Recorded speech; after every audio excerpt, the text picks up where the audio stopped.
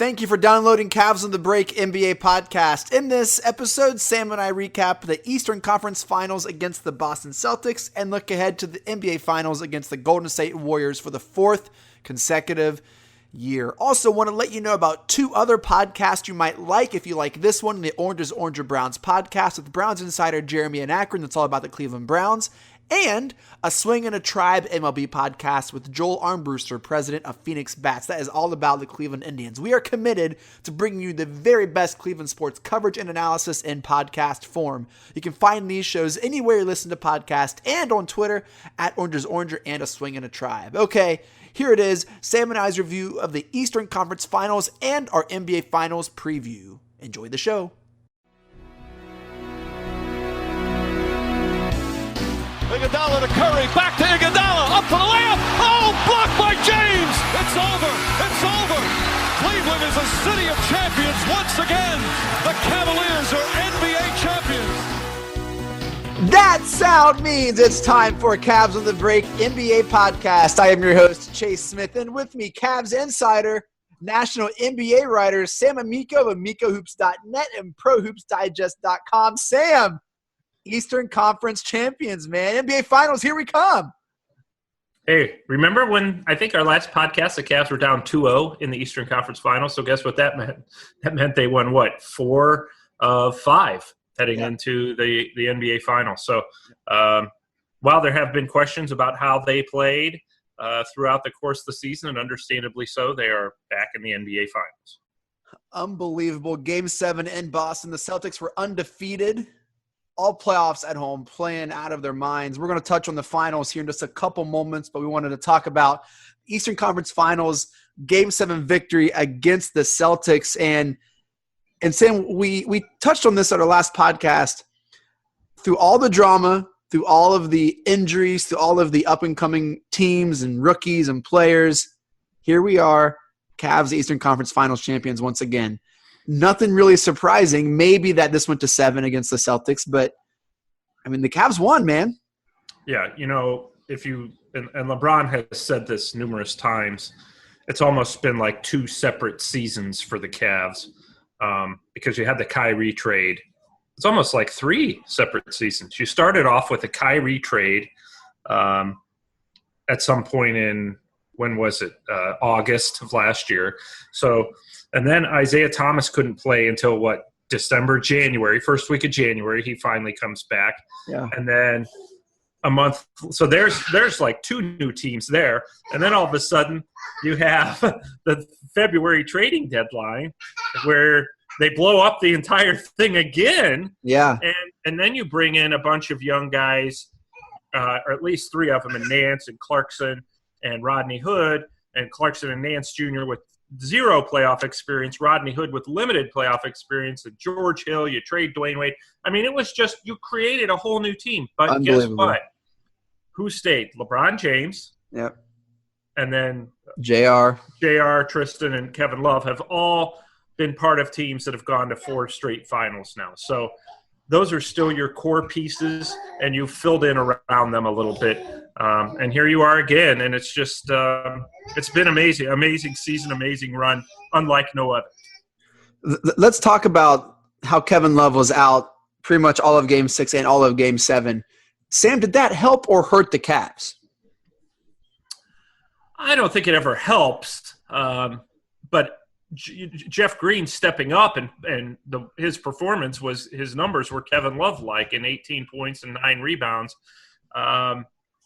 There are things that Jeff Green brings to the Cavs that Kevin Love does not, and I think that Ty Lue touches on that with Jeff Green's ability to defend 3 or 4 different positions. I think Jeff Green's a little more athletic. I think he's a little quicker on defense, and I think he's a better finisher around the rim. That's one thing I noticed around 6 and 7. He does a really good job of finishing around the rim. I think Jeff Green's a little careless with the basketball sometimes. I kind of wish he would go into that like overdrive gear sometimes, where he just seems like he's too chill, like he's too relaxed. Yes. Yeah. But he can finish. He can jump, and that's what you do not get that with Kevin Love a lot. No, I think Kevin Love in the playoffs has really struggled to finish. Mm-hmm. he settles for threes too much. That's one thing I don't like about Jeff Green is he shoots too many threes for my liking. But he's definitely a better finisher. He's not nearly the rebounder that Kevin Love is, obviously. Correct. Or the outlet passer. Or the outlet. Well, and I think his 9 rebounds in Game 7 were as many rebounds as he had in the rest of the playoffs combined, just about. I mean, he is not a rebounder. So, sadly, we should not be having this conversation, Chase. Kevin Love should be, was expected to blow Jeff Green out of the water in terms of what his contributions were to this team. So, look, the bottom line is you're winning games. You're getting contributions from the non-LeBrons.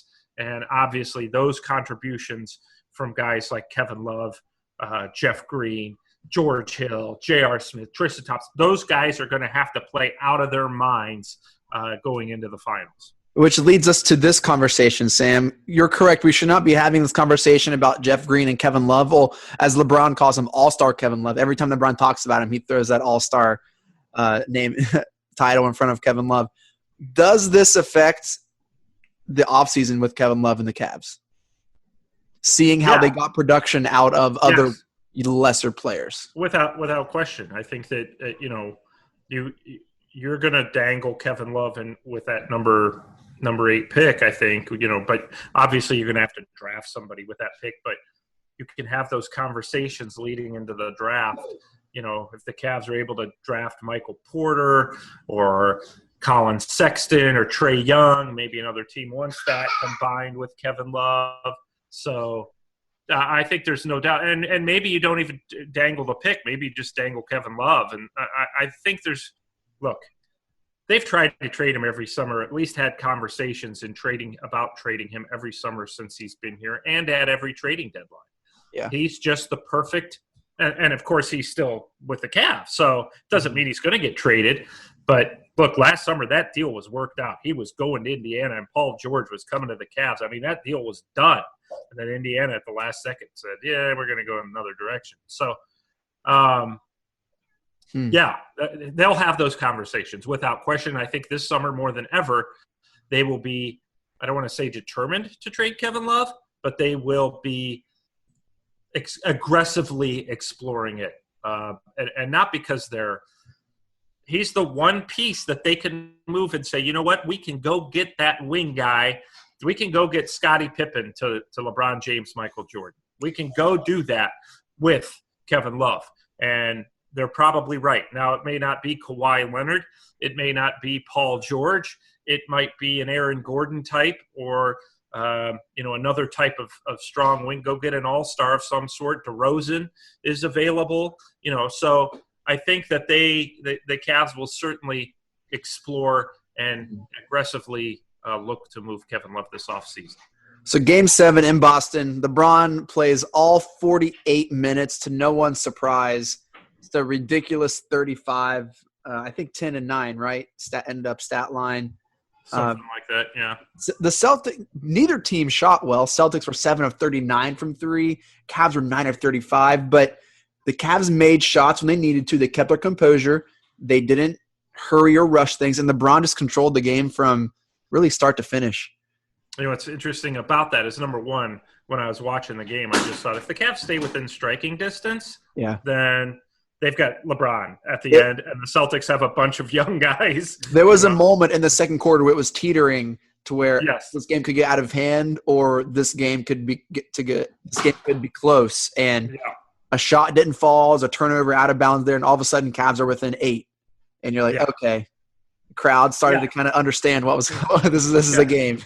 Yeah, and I just thought, you stay within striking distance with LeBron James. I don't care that you're on the road. Not to mention just LeBron, but also the guys that we mentioned, Tristan, JR, Corver, Jeff Green, the experience. That experience kind of comes – George Hill kind of comes shining through in those situations. So, but yes, I thought that, look, they missed a lot of shots there. Rozier and 0 for 10. Scary Terry. Marcus Smart. Yeah. Marcus Smart. Those guys were missing a lot of shots at crunch time. Al Horford almost airballed a three near that in that fourth quarter. I mean, it was the only person started to scared of that moment was Jason Tatum. Yes, right. Jason Tatum, and then he stopped getting the ball. Yep. And I think it wasn't because the other Celtics were gunning, but the Cavs kind of did a defensive job on Tatum there, where they were denying him the ball and he couldn't get open, and were frustrating him there at the end. So who's not getting a lot of credit for that? J.R. Smith. Yeah. J.R. Smith. Yeah. No, he did a great job when he switched over onto Tatum. And he did a good job for the most part, for most of that game, defending Jaylen Brown, who was really a non-factor in game. Yeah. This is a young Celtics team that the Cavs, if the Bron stays, we're going to see a lot of years going ahead. Same with the 76ers. This East is really young, up and coming, a lot of really good players in the East. And the Celtics have a really bright future. Just not this year, because all that matters is we have LeBron James, and leading us to a fourth straight NBA Finals. Sam, can you imagine the Cleveland Cavaliers in the fourth straight NBA Finals? I mean, it's easy to imagine because we have LeBron, but it's a reality. I can't imagine that. I couldn't imagine Golden State in the fourth straight Finals either. Even if you had told me this, think about 2014, okay? That was 4 years ago. It wasn't that long ago. Yeah. 4 years, and whoever thought we'd be saying, yeah, the Cavs and the Warriors are going to meet for 4 straight finals. Right. Because, and LeBron's going back to Cleveland. 4 years ago this summer, nobody thought LeBron with James was coming back to Cleveland. Everybody's like, why would he do that? He's been 4 straight finals with the Heat. And he's got Dwayne Wade. The Cavs aren't any good. They've got Kyrie and Dion and Anthony Bennett. And, why would he come to Cleveland? And sure enough, here we are. So I think that really I've been, as a NBA fan, kind of stepping back and not getting caught up in the, this is the most lopsided finals ever going in the finals, or Golden State's going to kill, and just kind of taking it in and saying, before the intensity of the games, it's kind of nice to step back and say, wow, Cleveland is playing for a championship for the 4th straight year. Yeah.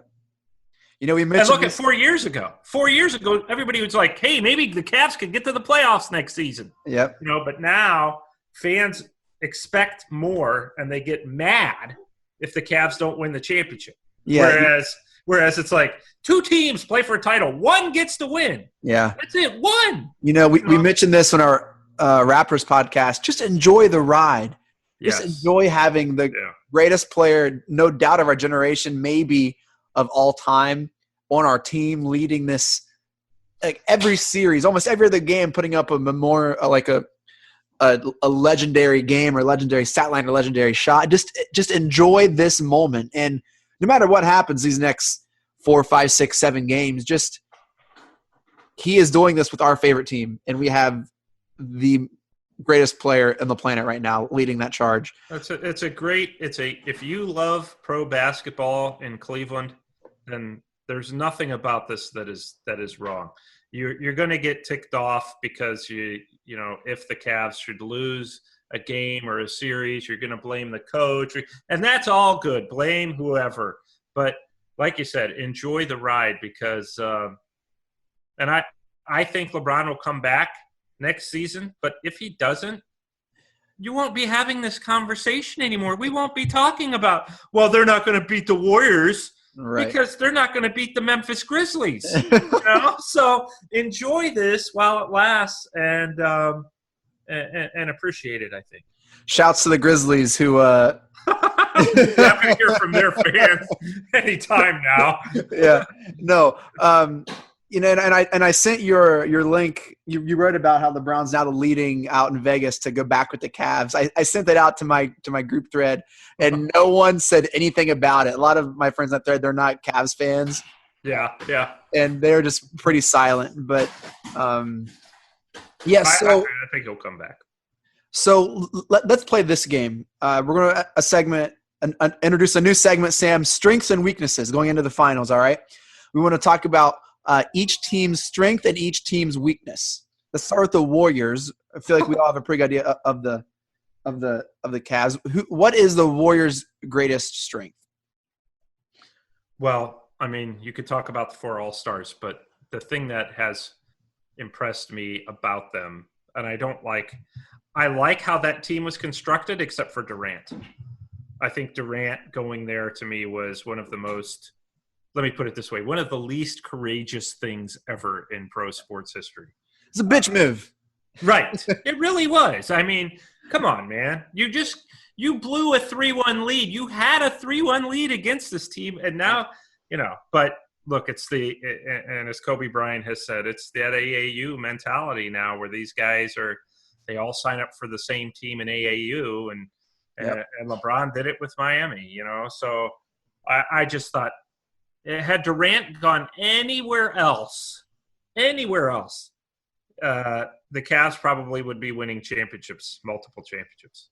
Yeah. I don't think Golden State would be back in this situation. I think he's saved them multiple times. So that said, I'm going to show them some respect anyway because they do. I will say this. They play incredibly hard. For a team with 4 All-Stars, they do not let their foot off the gas very often. They play hard. And I think that goes from – it starts with Draymond Green and Curry and Klay Thompson and Durant, and they believe in themselves. And I just think that that's their greatest strength, other than their ball movement and shooting, is the fact that they don't give up. They play hard, and they're a very good defensive team as well. Yep. I think – I would say their strength, not to disagree with you because I think that's a strength. I think another strength that they have is just the depth of outside shooting, not the depth of their roster, which is, I think, a whole other different conversation. But when they do the, 5 out or 4 out, 1 in, like every one of those guys are top notch, if not legendary 3-point shooters. Klay, Steph, even KD is an excellent outside shooter. Dre can hit it every now and then. And I just think every one of them is a weapon. I heard someone say 4 of the scores on the Warriors are better than any one of the Celtics number 1 option at this time. Right. Yeah. I think that's a little exaggeration, but it does bring up a good point. The Cavs have not seen firepower like this in the East. Right. No. And that's not yet. They hadn't really even seen firepower like the Rockets in the East. Yep. And Golden State. Ended up beating them thanks to the Chris Paul injury. I'm convinced the Rockets would have won otherwise because they kind of figured them out at that point. But I just think that the Warriors, on top of the 3-point shooting that you mentioned, are great passing and cutting. They're phenomenal. They're the best passing, cutting team in the league. And you throw that in with their otherworldly 3-point shooting. To me, it's just fantastic. And I always say, I'm obviously too old to have favorite players in the NBA anymore, but I used to, Durant, for the non-Cavs, Durant was always my guy that I loved with the Thunder. And then I always said, if Klay Thompson didn't play for the Warriors, he would probably, because I just love his game, his 3-point shooting. He's an excellent wing defender. And just, he's really kind of been the guy who's kind of had to take that back seat when Durant came on, and he's done so seamlessly. But yeah, I mean, Klay saved that team against the Thunder. Yes, Klay yes, Thompson, he did. Game 6. Yes. Yeah, he sure did. He was hitting threes from like. I think didn't he have a big game 3 or 4 against the Rockets, or he had a big game in the again? He had another big game against the Rockets. Yeah, for sure. I think it was Game 6 actually. Yeah, Game 6, Klay. So all right, so they've got enough. Let's jump to the Golden State's weaknesses. And I would say, Sam, correct me if I'm wrong, this might be the most vulnerable this team has been since they got Durant. Would you agree with that? Yes. Their weaknesses are very evident where they weren't before. And number 1 is complacency throughout the course of games. Now, we've heard about the Cavs having that issue against lesser opponents, and the Warriors have certainly done that. They've had issues of playing hard for all 48 minutes. And that complacency can haunt you. Number 2 is this team, and I think this is the Cavs' best chance. This Warriors team looks to be getting a little bit tired of each other. Yes. And that happens. We saw it with the old Lakers with Kobe and Shaq. Maybe not to this degree, or to that degree. But throughout history, the old Celtics in the 80s, the Lakers of Showtime and Magic, the Shaq Kobe Lakers, teams that have these continuous runs start to get a little tired of each other and tired of their coach. They really do. So that's the good thing for the Cavs. Even though they're all this turnover, they probably aren't better than they used to be. They have new guys, so they kind of feel fresh, whereas the Warriors have the same guys. And my point is, for the Cavs, if they can get the Warriors to melt down, that's their best hope. If they can get the Warriors to start bickering and, keep the games close. You do that by keeping the games close and hopefully creating what you hope is some team dissension, at least for their series against you. Well, I would say their weakness, complacency, that's been talked about since they won 73 or 72 games, in the regular season. Like, are they they won the first, that's been an ongoing narrative. What is new to me this season, Sam, is honestly the Warriors aren't that deep. Yes. Yeah. And I think I got into a little bit of an argument with my good friend Jeff Phelps about the depth of the Warriors. And I said, they have more depth and more of this. And he said, well, I'd argue with you about depth. And the one thing I will say about the Warriors is their depth is experience when you're talking about West, Livingston, and some of those other guys. But they also, they played Quinn Cook, who was didn't have a ton of experience, and he missed some shots there against the Rockets. What was it, Game 5? But so, yeah, the Cavs have, I think, better depth, but is that depth prepared to play at this level? As Larry Nance Jr. and Jordan Clarkson and Osman and Hood and obviously Kyle Korver, are those guys going to produce at this level in the NBA Finals? You would hope so on this stage, and if they do, again, I think the Cavs are going to have a shot. So Game 1, I have it right here. Game 1 is Thursday, May 30th. It's tomorrow. That's right. Thursday night, 9 o'clock. In Oakland. And at our last podcast, we told Mike Breen we would see him in Oakland. we told Mike we would see him there. So, Sam, what is your prediction? What do you see happening in Game 1? I think this is the one that the Cavs could get. This is the biggest – the Warriors are the biggest favorites since the Lakers and Nets in 2001. Yeah, the narrative is it's not going to be close. Its narrative is Warriors in 4 or 5. That's kind of where it's at. I'm going to go Cavs in 7, but you just want Game 1, so I'll give you Game 1. I think the Cavs are going to win in overtime. I just, why? Because this series reminds me of Philly when Iverson carried the Sixers, that bad Sixers team, to the finals against the Lakers. Yeah. I think that was 2001, maybe. And they won Game 1 in overtime. And that was the game that Iverson stepped over Ty Lue. Right. After hitting a 3. And you know why he did that? Because the Lakers kept telling everybody that Ty Lue plays the role of Iverson in practice. And he's like the Iverson. I know he was a defensive specialist, Owen Iverson. Yes. And that was – so he kept playing the role of Iverson in practice. So I'm going to go off of experience here and look back at the previous series. The Pacers, I think they won Game 1. Raptors almost won Game 1. Boston won Game 1. And I feel like LeBron kind of takes these Game 1s to kind of see where the chess pieces are going to lie and kind of plan a plan of attack for Games 2, 3, and 4 the rest of the series. So I'm going to say the Warriors are going to take Game 1, and I don't think it's going to be close. I think they're going to win by 15 to 20. But what that's going to do is now stay with me here, Sam. That's going to set up Cavs win in Games 2, 3, and 4. Oh, wow. Okay. Well, those are quite the predictions. But, hey, look, you've predicted the Cavs in every series, and guess what? You've been right. Well, I'm of course LeBron, but I just see, even in Game 7, and I think LeBron's gotten really good at this, is there were some closeouts LeBron didn't run and chase after. There were some picks he did not fight through because he knows that he's going to have his legs at the end of the game to make a shot, or this is a marathon and not a sprint.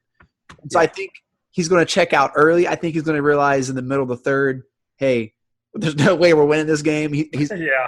And but I think he does all this intentionally. he will take a loss in game 1 to, one, not show his cards for game 2, or to save his legs for the rest of the series. So I think the Warriors are going to win. He certainly did that in game 7. Yeah. He certainly did that in game 7 against the Celtics. He very much paced himself, and then at the end of the game, he just went bonkers. Yep. Because he knew he was going to play all 48. So, that's an interesting philosophy, and it certainly could come to fruition. I just think if the Cavs can get one of two there at Golden State, the narrative will totally change. And I think that'd be good for Cleveland fans to get to hear, if nothing else, to get to hear a different narrative. Yeah. Also, maybe I'm just defending my narrative, my prediction again. Maybe the Browns are a little rope-a-dope and make them seem like it's going to be easy. So kind of play into that complacency and really knock them out in game 2. And that's a good philosophy. I don't know. I like your – this is to get it over in 4. Why not? 1, 2, 3, 4. That's celebrated in Cleveland. Cavs. Yeah. Well, hey, look, the Pistons in 2004 were supposed to get killed by the Lakers of Shaq, Kobe, Gary Payton, and Karl Malone. And guess what? That team self-destructed, got tired of Phil Jackson, and maybe these Warriors will get tired of Steve Kerr, and the Cavs will play off that. So you never know. You never know. That's why you play the games. That's right. And you roll out the ball. You know? Sam, one more question here before we go. Is it possible for this Warriors team to be intimidated by LeBron? I think a little bit if LeBron gets going. You know, if LeBron has one of those games where it's like, wow, this is going to be a long series trying to stop this guy, because not only is he a scorer, but, you know, he's a distributor and rebounder. He's doing it all, and he's going to keep them in games. So, yes, there could come a time where it's going to be like, well, yeah, you know, they're overly concerned. But he's going to have to go out and have one of those fantastic games right off the bat for them to feel that way. Yeah. Well, Sam, have fun at games 3 and 4. I know you got your credentials and you're going to go and do your reporting. Good luck to the Cavs as they travel. They're traveling today, probably, correct? They left yesterday right after practice. They should be in Oakland today. Gotcha. Actually. So, yeah. And that does it here for Cavs on the Break NBA podcast. Thank you all so much for downloading and listening, and for checking out AmikoHoops.net and ProHoopsDigest.com. Yeah, do us a favor, subscribe, rate, and review our podcast on iTunes. It does help with search algorithms. Let us know your thoughts. We'd love to hear from you. Make sure to follow us on Twitter at Cavs on the Break. Follow Sam on Twitter at AmikoHoops. Get all of his work and writings at AmikoHoops.net and ProHoopsDigest.com. Also, be on the lookout. He's going to give a little Q&A for the podcast, so make sure you follow him. Make sure you can send us your questions, and we can read them and answer them on air. You can email us at podcast@CavsOnTheBreak.com. Sam, any final thoughts today? That's it. I said Cavs in 7. I'm going to stick with that even if they're down 3-0. I love it, man. I love it. Mike Breen, take us out! Congratulations, Cleveland. Your decades-long wait is finally over. The Cavaliers are NBA champions.